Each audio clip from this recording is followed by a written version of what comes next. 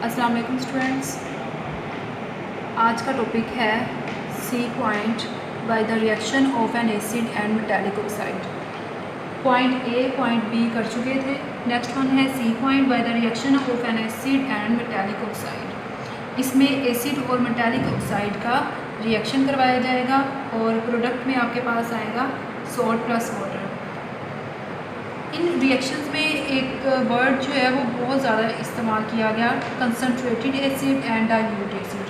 तो इसका डिफरेंस देख लेते हैं ताकि ये कंफ्यूजन ना रहे कि कंसनट्रेटेड एसिड क्या है और डाइल्यूट एसिड क्या है।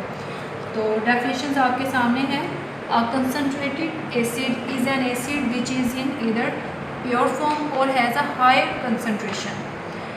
Laboratory type sulphuric acid about 98% जो है वो प्योर होगा by weight, is a concentrated and strong acid. ये स्ट्रॉन्ग एसिड होता है जो कंसनट्रेटेड फॉर्म में होगा, उसमें किसी भी तरह का पानी इस्तेमाल नहीं किया जाता और ये बहुत ज़्यादा स्ट्रॉन्ग होता है जो कंसनट्रेटेड एसिड होगा। लेकिन डाइल्यूट एसिड जो है वो एक ऐसा एसिड है, अ dilute acid is that in which the concentration of the water mixed. उस एसिड में पानी ऐड कर दिया जाता है। उस एसिड में पानी जैसे ही ऐड करते हैं उसकी थोड़ी सी वो जो इतना ज़्यादा स्ट्रॉन्ग है वो थोड़ा कम हो जाएगा। तो स्कूल की लेबॉर्ट्रीज़ में यही एसिड रखा जाता है ताकि नुकसान वगैरह ना हो। डाइल्यूट फॉर्म में जो है एसिड ख़तरनाक नहीं होता। Is that in which the concentration of the water mixed in the acid is higher than the concentration of the acid itself. इतना एसिड नहीं होगा जितना उसके अंदर वाटर ऐड किया जाएगा, लेकिन फिर भी रिएक्शन जो हैं अच्छे हो जाते हैं डाइल्यूट एसिड में। और अगर ये गिर जाए तो इतना ज़्यादा नुकसान नहीं होता, फिर भी एहतियात करनी चाहिए। है तो ये एसिड ही। तो ये आपको क्वेश्चन आ सकता है, what is the difference between concentrated acid and dilute acid. तो ये आपके सामने डेफिनेशन हैं, ये एक मरतबा देख लें। तो ये रिएक्शन भी जो है वो डाइल्यूट एसिड के साथ किया जाएगा। अब आपको आइडिया हो गया कि डाइल्यूट एसिड कौन सा एसिड होगा। तो डाइल्यूट एसिड के साथ रिएक्शन करेंगे sulphuric acid plus metallic oxide, copper oxide, और प्रोडक्ट में आपके पास आएगा कॉपर सल्फेट प्लस वाटर। ये रिएक्शन होगा कैसे, H2SO4 का स्ट्रक्चर लिख रही हूँ।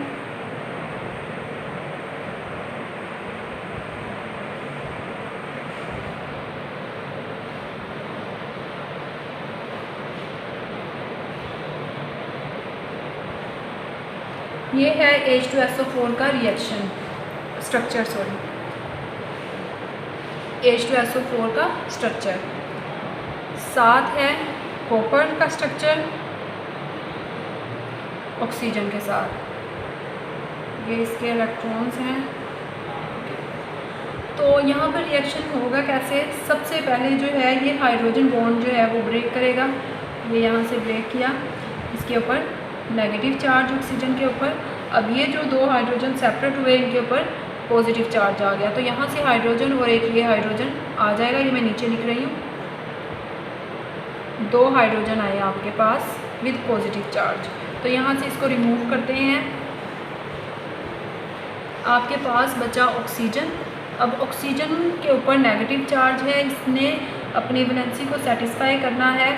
तो यहाँ पर भी रिएक्शन होगा। तो कॉपर क्या करेगा, कॉपर इलेक्ट्रॉन इससे देकर इसके ऊपर आ जाएगा +2 चार्ज और ये हो जाएगा सेपरेट।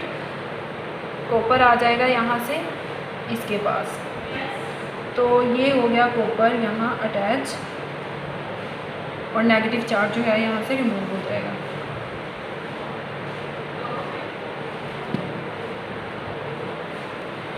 यहाँ आपके पास क्या बचा,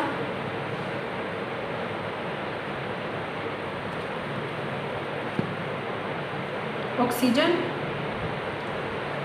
और इस तरह से। अब ये जो आपके पास जो हाइड्रोजन थे वो इस ऑक्सीजन के साथ, क्योंकि यहाँ पर ब्रेक डाउन हुआ, बॉन्ड ब्रेक किया, तो अब इसने भी अपनी वैलेंसी को और इन्होंने भी अपनी वैलेंसी को सेटिस्फाई करना है। तो ये हाइड्रोजन आके इसके साथ अटैच होंगे इस फॉर्म में और ये बन जाएगा वाटर।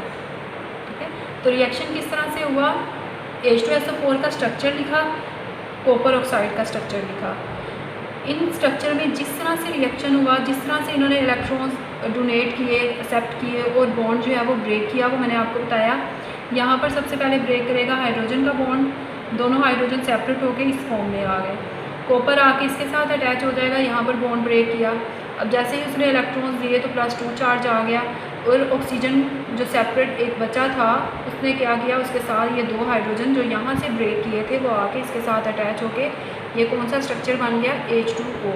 तो आपके पास क्या बना, कॉपर सल्फेट और H2O। तो ये आपके पास है प्रोडक्ट कॉपर सल्फेट और H2O की। नेक्स्ट जो आपके पास रिएक्शन है वो रिएक्शन है bye the reaction of an acid and a carbonate.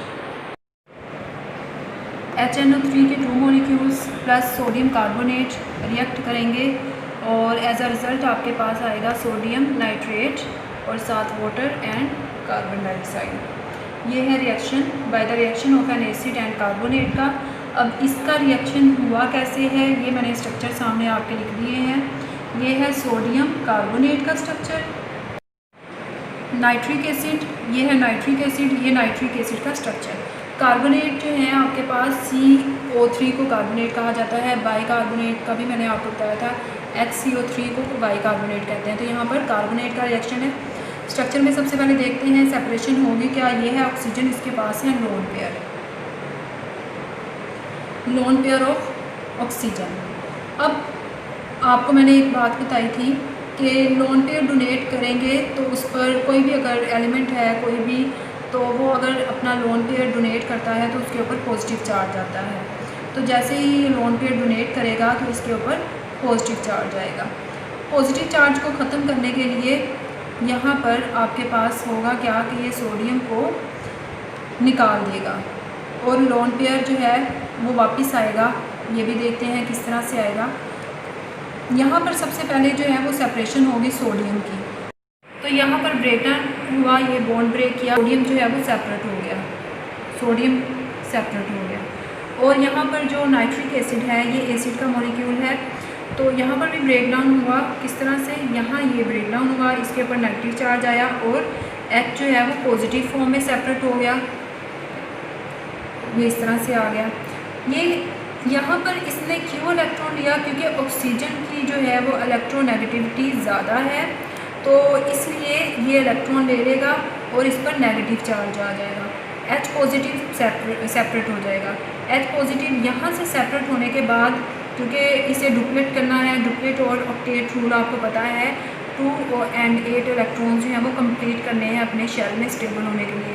तो ये यहाँ से मूव करेगा टूवर्ड्स ऑक्सीजन, ठीक है। यहाँ पर ये जो ऑक्सीजन है ये ऑक्सीजन की तरफ मूव करेगा और आके इसके साथ अटैच हो जाएगा। तो किस तरह से अटैचमेंट होगी,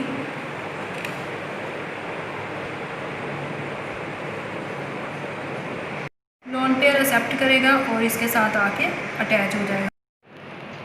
नेक्स्ट वन, ये इसके इलेक्ट्रॉन ये जो कार्बन के हैं ये भी लेगा और यहाँ से बॉन्ड ब्रेक करेगा और बॉन्ड ब्रेक करने के बाद यहाँ ये जो सोडियम अटैच है ये यहाँ ऑक्सीजन इसके भी इलेक्ट्रॉन ले लेगा और इसका भी बॉन्ड ब्रेक करेगा।